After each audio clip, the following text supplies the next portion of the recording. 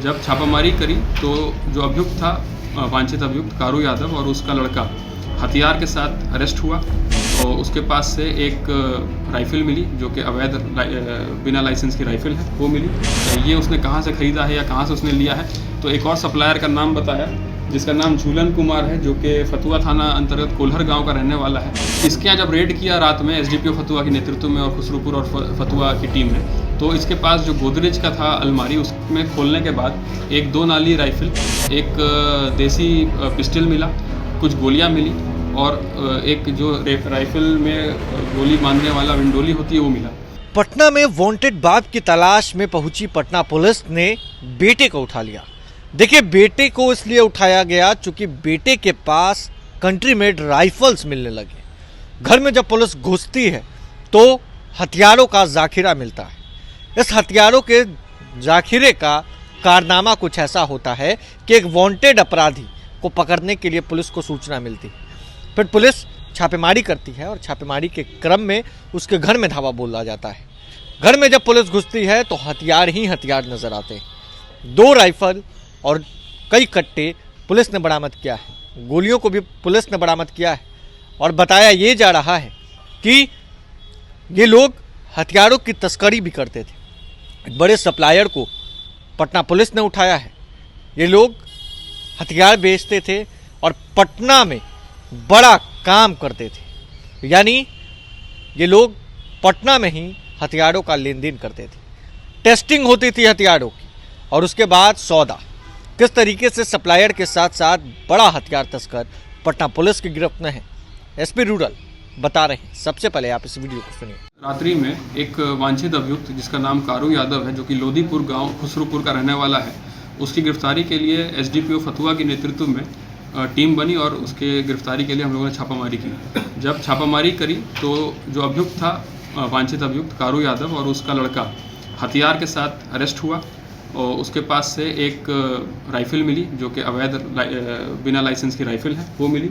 उससे पूछताछ के क्रम में हम लोगों ने पता किया कि ये राइफ़ल उसने किससे लिया है। तो पूछताछ से हम लोगों को मालूम पड़ा कि वहाँ पे फतुआ अनुमंडल अंतर्गत जो हथियार सप्लाई करते हैं, जो सप्लायर्स हैं, उनके बारे में हम लोगों को मालूम पड़ा। बारी बारी से उनके यहाँ रेड हुआ तो एक अभियुक्त उसमें अरेस्ट हुआ जिसका नाम अभिषेक कुमार है, जो कि बैकटपुर खुसरूपुर का रहने वाला है। उसके पास से एक हथियार बरामद हुआ जो कि देसी पिस्टल है और एक देसी पिस्टल है। उससे हमने सब पूछताछ किया कि ये उसने कहाँ से ख़रीदा है या कहाँ से उसने लिया है। तो एक और सप्लायर का नाम बताया जिसका नाम झूलन कुमार है, जो कि फतुआ थाना अंतर्गत कोल्हर गांव का रहने वाला है। इसके यहाँ जब रेड किया रात में एसडीपीओ फतुआ के नेतृत्व में और खुसरूपुर और फतुआ की टीम ने, तो इसके पास जो गोदरेज का था अलमारी, उसमें खोलने के बाद एक 2 नाली राइफ़ल जो कि अवैध थी वो मिली, एक देसी पिस्टल मिला, कुछ गोलियां मिली और एक जो राइफ़ल में गोली बांधने वाला विंडोली होती है वो मिला। तो ये इस तरह से जो सप्लायर है फतुआ अनुमंडल में जो कि सप्लाई करते हैं हथियार, अवैध हथियार को, उसमें 4 व्यक्तियों की अरेस्टिंग हुई है। कुल इसमें 2 राइफ़ल बरामद हुई हैं, 2 देसी कट्टे बरामद हुए हैं और कुछ गोली बरामद हुई है। ये अच्छी उपलब्धि है फतुआ अनुमंडल पुलिस पदाधिकारी के नेतृत्व में और इससे जो है अवैध हथियार के बिजनेस को उस अनुमंडल में रोकने में, रोकथाम में मदद मिलेगी। फायर करते थे बेचने के क्रम में और वही खोखा ये लोग रख लेते थे, तो वो उसमें हम लोग को मालूम पड़ा है। ये लोग खुद बनाते थे सर कि कहीं से खरीद के लाकर बेचते थे? नहीं, ये लोग खुद नहीं बनाते थे, ये लोग सप्लायर थे। इनके बारे में हमने पूछताछ किया है कि लोग कहाँ से लाते हैं, तो हम लोगों को इन्फॉर्मेशन मिली है। अभी हम लोग उस पर रेड कर रहे हैं और अगर सफलता मिलती है तो आप लोगों को बताएंगे। इतिहास भी है क्या? ग्राहक कहाँ से ये लोग खोज करके लाते थे? ग्राहक इन लोगों के, क्योंकि ये लोग खुद गांव में अपने उसी गांव के रहने वाले हैं और इन लोगों के संपर्क ही काफ़ी लंबे समय से लोग काम कर रहे थे, तो इनके संपर्क अच्छे खासे हो गए हैं। तो जिसको भी ज़रूरत पड़ती थी ये लोग संपर्क करते थे और एक चेन है इसमें जिसमें एक आदमी को संपर्क करे, फिर दूसरे आदमी से बातचीत करके फिर वो सप्लाई करते थे। आपराधिक इतिहास क्या है? होता था और अभी तक कितने सप्लाई कर चुके हैं? अभी तो हम लोगों ने जो पता किया है वो करीब 55 से 60 हज़ार के बीच में एक राइफ़ल का दाम बताया गया है जो खरीद होती थी इसमें, और ये काफ़ी लंबे समय से कर रहे हैं और ये स्पष्ट तो ये लोग नहीं बताए हैं कि कितने इन्होंने अब तक करे हैं काम। सर कहाँ से लोग लाते थे ये लोग हथियार? ये अभी हम लोग इन्फॉर्मेशन नहीं डिस्क्लोज कर रहे हैं, हमने पूछताछ में मालूम पड़ा है या फिर किसी से छीने गए हैं, इसकी जांच की जा रही है। नहीं, हाँ, ये अवैध हथियार है, ये बनाए गए हैं अवैध तरीके से। ये जो इसमें जो कारोबार कर रहे हैं इसका, उसके बारे में हम लोगों को सूचना मिली है, अभी इन्फॉर्मेशन हम लोग डिस्क्लोज नहीं कर रहे हैं, उसके विरुद्ध भी छापामारी चल रही है। लोगों का कोई हथियार रखने का ये जो गांव में जो हम लोगों ने पता किया अभी तक, ये गांव में इनकी जो लोकल दुश्मनी वगैरह रहती है, उसी को इन लोगों ने हथियार रखते हैं उस चीज़ों के लिए। क्या ये लोग ज़मीन कब्जाने का इसमें भी इस्तेमाल करते हैं? अभी ऐसा कोई स्पष्ट हम लोगों को इसमें पूछताछ में नहीं मालूम पड़ा है। अगर इसमें मालूम पड़ेगा कार्रवाई होगी। इसका मुख्य सरगना कौन है सर?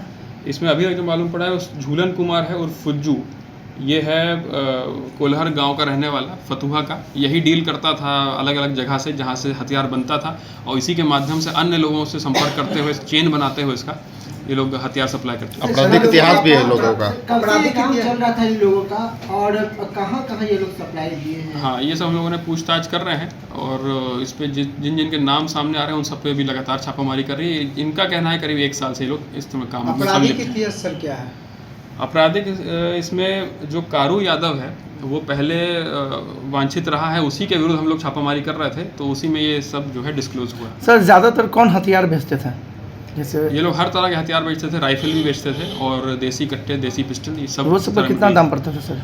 कितने में बेचा करते थे? ये 55 से 60 हज़ार के बीच में राइफल का था, और 20 से 25 हज़ार में ये जो बता रहे हैं देसी कट्टा। देशी है ये क्या? ये सब कंट्री मेड है, देसी है। तो आपने सुना एसपी रूरल इमरान मसूद को, जिन्होंने बताया है कि कुल 4 अपराधी पटना पुलिस के गिरफ्त में हैं, और जो बताया आपको कि इस पूरे मामले में बड़ा खुलासा हुआ है। जब पुलिस एक व्यक्ति को पकड़ने जाती है तो उसके बेटे के पास कंट्री मेड राइफल्स मिलते हैं। जब पुलिस पूछताछ करती है तो बताता है कि उसने ये हथियार खौफ बनाने के लिए खरीदा। फिर पुलिस उस जगह पर धावा बोलती है जहां से इसने जो राइफल है वो खरीदा। फिर राइफल बनाने वालों के पास पुलिस ने छापेमारी कर उन लोगों को भी गिरफ्तार कर लिया। बहरहाल इस खबर में बस इतना ही। अगर आपने अब तक लाइव चिटीज को सब्सक्राइब नहीं किया है, जल्द से जल्द लाइव चिटीज को सब्सक्राइब कर ले। धन्यवाद।